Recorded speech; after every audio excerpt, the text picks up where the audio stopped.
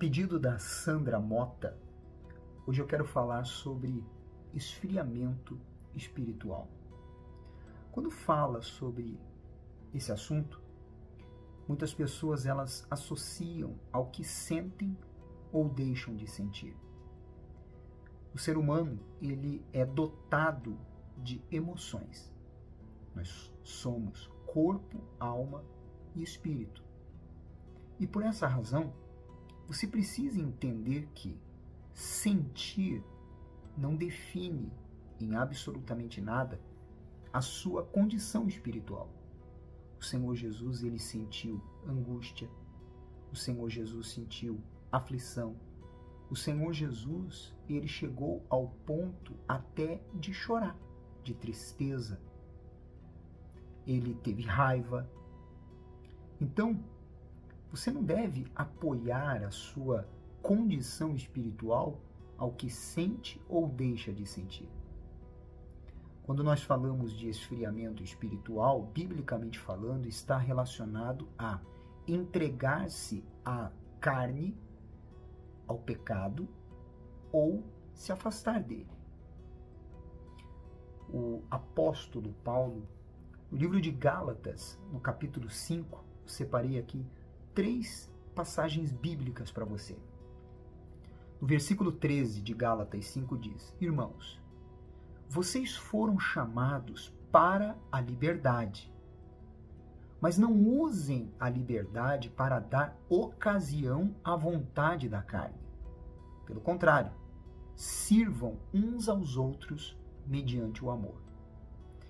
Ou seja, ele está dizendo aqui que no Senhor Jesus nós somos livres, mas nós não podemos usar esta liberdade para nos tornarmos pessoas que vivem na libertinagem. A carne, ela continua existindo, mesmo nós tendo nos voltado para Deus. Mesmo que você, eu, tenhamos nos voltado para Deus. Nós não podemos baixar a guarda para a carne. Aliás, olha o que diz o apóstolo Paulo aos Romanos, no capítulo 8, no versículo 5.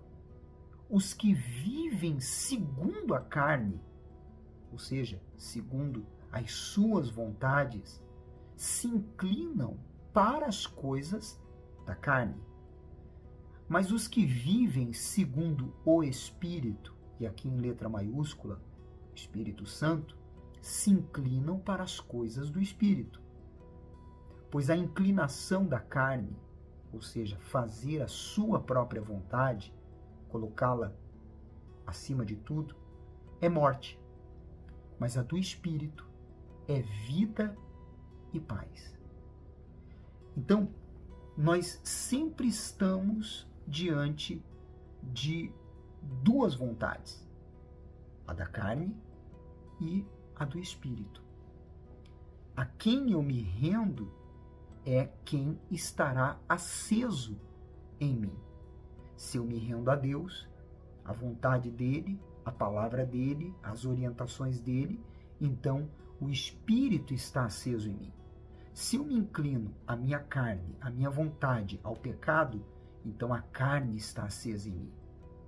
É daí que surge o esfriamento espiritual ou o avivamento espiritual. E o avivamento espiritual, ele acontece na mente. Começa nos pensamentos. Inclusive, o apóstolo Paulo fala sobre isso em Romanos capítulo 12, a partir do versículo 1 e o 2, ele diz: Portanto, irmãos, rogo-lhes pelas misericórdias de Deus, não pelas nossas obras, pelas nossas benfeitorias, pelas nossas próprias condições e pela nossa própria capacidade, pela misericórdia de Deus, que se ofereçam em sacrifício vivo, santo e agradável. Vivo, ou seja, vivendo no nosso dia a dia. Santo, separado, A palavra santo significa separado do pecado, daquilo que nos leva ao pecado. E agradável a Deus, não à carne.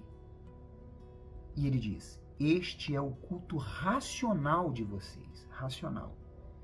Ou seja, é algo inteligente. Não se amoldem ao padrão deste mundo. Ou seja, eu não posso me amoldar igual um camaleão conforme o ambiente que eu vivo. O camaleão, se está num lugar verde, ele fica verde. Se está num lugar azul, ele fica azul. Mas transformem-se. Veja por onde tem que ser a nossa transformação dia a dia. Pela renovação da sua mente. A mente sendo renovada todos os dias, ela tornando-se nova novamente. Para que sejam capazes de experimentar e comprovar a boa, agradável e perfeita vontade de Deus. Quando vivemos assim, não esfriamos espiritualmente. Não associe esfriamento espiritual ao que você sente. Sentir, você sempre vai sentir. Porque você, eu, nós temos emoções. Mas use o seu raciocínio e a sua inteligência. Se você se beneficiou deste vídeo, envie para o maior número de pessoas. Não esqueça de inscrever-se no canal, de ativar o sininho, deixar o seu like e o seu comentário. Você é especial para Deus. Até a próxima.